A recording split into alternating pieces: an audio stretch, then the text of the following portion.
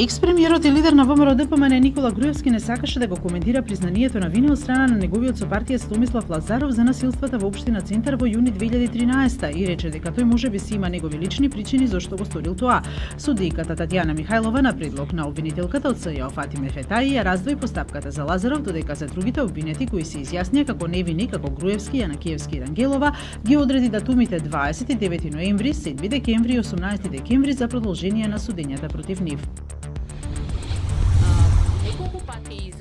Постигнавме многу, но сега е важно да се истрча последниот километар или половина километар за да се заврши овој маратон, изјави денеска еврокомесарот за проширување Јоханес Хан во Скопје, одговарајќи на новинарско прашање за улогата на законот за јазиците за европската перспектива на Македонија. Хан рече дека овој закон не е дел од договореното за испорачување реформи до крајот на годината, но дека неговото донесување ќе биде позитивно.